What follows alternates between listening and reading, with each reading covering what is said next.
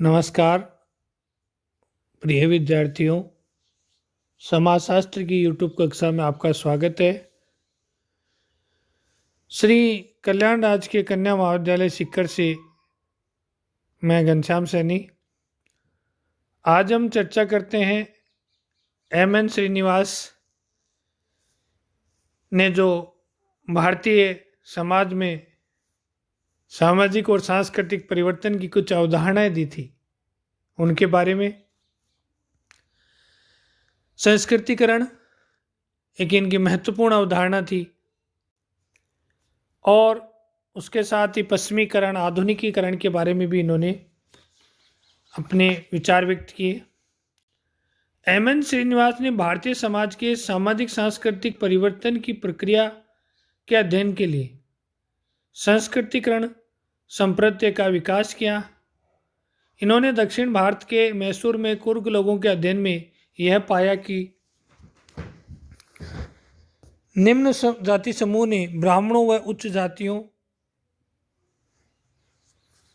के प्रथाओं, कर्मकांडों, जीवन पद्धतियों, भोजन संबंधी शाकाहारी आदतों, वेशभूषा आदि का अनुसरण करके जाति संस्तरण में एक दो पीढ़ियों में उच्च स्थिति प्राप्त करने का प्रयास किया है। एम.एन. श्रीनिवास कहते हैं इस बारे में, एक निम्न जाति एक या दो पीढ़ियों में शाकाहारी बनकर, मद्यपान छोड़कर तथा अपने कर्मकांड एवं देवगण का संस्कृतिकरण करके संस्तरण की प्रणाली में अपनी स्थिति को ऊंची उठाने में समर्थ हो जाती है। संक्षेप में जहाँ तक संभव हो ब्राह्मणों की प्रथाओं, अनुष्ठानों एवं विश्वासों को अपना लेती है। साधारणतः निम्न जातियों के द्वारा ब्राह्मणों की जीवन प्रणाली को प्राय अपना लिया जाता है, यद्यपि सैद्धांतिक रूप से ये वर्जित था। ऐसा करने के बाद एक दो पीढ़ी के बाद इनको वह सामाजिक स्थिति प्राप्त हो जाती है या अन्य जाति समुदाय उस दावे को मान लेते हैं। इसी सामाजिक और सांस्कृतिक परिवर्तन की एक दूसरी अवधारणा थी पश्चिमीकरण। ब्रिटिश शासन व्यवस्था का भारतीय समाज पर क्या प्रभाव पड़ा उसे इन्होंने पश्चिमीकरण की अवधारणाओं के द्वारा प्रदर्शित या व्याख्यात किया है। पहली बात, भारतीय समाज के रहन सहन, वेशभूषा, खान पान, रुचियों, शिक्षा, प्रशासन, कानून, अर्थव्यवस्था, राजनीतिक चिंतन, साहित्य तथा अन्य पक्षों पर ब्रिटिश शासन का गहरा प्रभाव पड़ा था, जिसे पश्चिमीकरण कहा गया। पश्चिमीकरण यानी पश्चिम के देशों के अनुसार अपनी जीवन प्रणाली या जीवन शैली को ढाल लेना।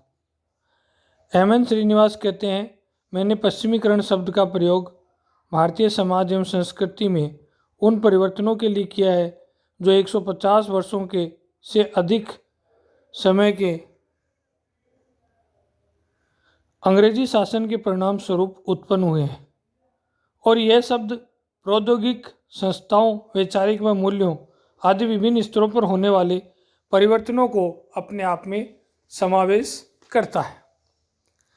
लिंच महोदय कहते हैं कि पश्चिमीकरण की अवधारणा में पश्चिमी पोशाक, खान पान, तौर तरीके, शिक्षा विधियां और खेल मूल्यों को सम्मिलित किया गया। इस प्रकार स्पष्ट है कि पश्चिमीकरण की अवधारणा में वे सभी सांस्कृतिक परिवर्तन समाहित होते हैं जो पश्चिमी देशों, विशेष रूप से इंग्लैंड के साथ राजनीतिक और सांस्कृतिक संपर्क के कारण भारत में आए हैं। पश्चिमीकरण के परिणाम स्वरूप हमारे व्यवहारों, विचारों, वेशभूषा, खान पान, पारिवारिक संगठन, नैतिकता, धर्म, प्रथा एवं परंपराओं, सामाजिक व्यवस्थाओं, शिष्टाचार, शिक्षा और जीवन पद्धति में आए हैं। हमारे यहाँ जो प्राचीन जजमानी व्यवस्था थी, जाति व्यवस्था थी और कुछ प्रथाएं, रूढ़ियाँ, परंपराएं आदि भी पश्चिमीकरण के कारण प्रभावित हुई हैं या यूँ कहें कि पूर्णतया बदल गई है। स्त्री शिक्षा का प्रसार हुआ। अब जो पुरुष प्रधान समाज था वो धीरे धीरे सहृदय या जो साथ में जो लोग रहते हैं उनके ऊपर आधारित हो गया है। पश्चिमीकरण की विशेषताएं। पहला बिंदु नैतिक रूप से तटस्थ। एम.एन. श्रीनिवास का कहना है कि पश्चिमीकरण शब्द नैतिक रूप से तटस्थ है। यह शब्द परिवर्तन की अच्छाई अथवा बुराई का द्योतक नहीं है, वरन प्रत्येक परिवर्तन को पश्चिमी समाज के अनुकरण का परिणाम माना जाता है। व्यापक संप्रत्य।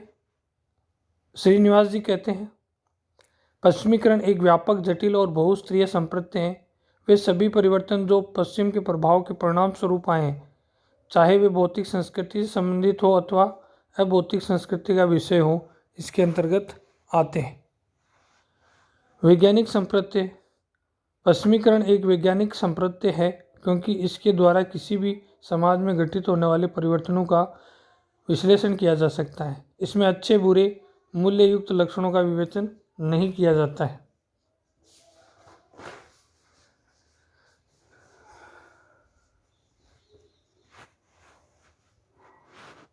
जटिल संप्रत्य एवं बहुस्तरीय संप्रत्य। पश्चिमीकरण को एक जटिल और बहुस्तरीय अवधारणा के रूप में माना जा सकता है। भारत में पश्चिमीकरण का प्रभाव विभिन्न पक्षों पर भिन्न भिन्न रूप से देखा जा सकता है। अनेक प्रारूप। पश्चिमीकरण के अनेक प्रारूप हो सकते हैं। अमेरिका, ऑस्ट्रेलिया, कनाडा, यूरोपीय देशों में पश्चिमीकरण के अनेक प्रारूप दृष्टिगोचर होते हैं, जिनमें कुछ तत्व समान रूप से पाए जाते हैं। भारत ने पश्चिमीकरण के रूप में अंग्रेजी प्रारूप को अपनाया क्योंकि भारत में 1857 के साथ ही लगभग वहाँ से अंग्रेजी शासन यहाँ पे रहा। अंग्रेजों ने यहाँ पर भारतीय शिक्षा प्रणाली, शासन व्यवस्था और यातायात के साधन इनको विकसित किया।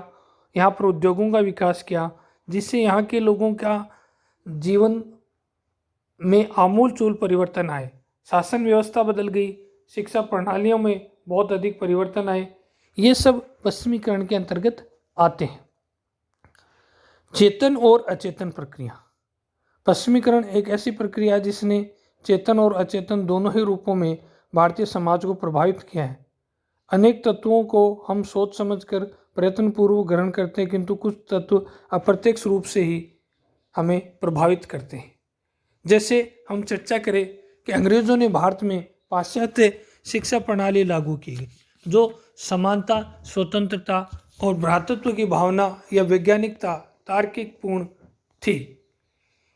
ये शिक्षा प्रणाली अंग्रेजों ने भारतीय समाज में पढ़े लिखे अपने सहयोगी बनाने के लिए लागू की थी, परंतु इस शिक्षा प्रणाली का अप्रत्यक्ष प्रभाव ये हुआ कि भारतीय लोग स्वतंत्रता और लोकतंत्र के प्रति जागरूक हो गए और अंग्रेजों को अपना शासनकाल छोड़ना पड़ा।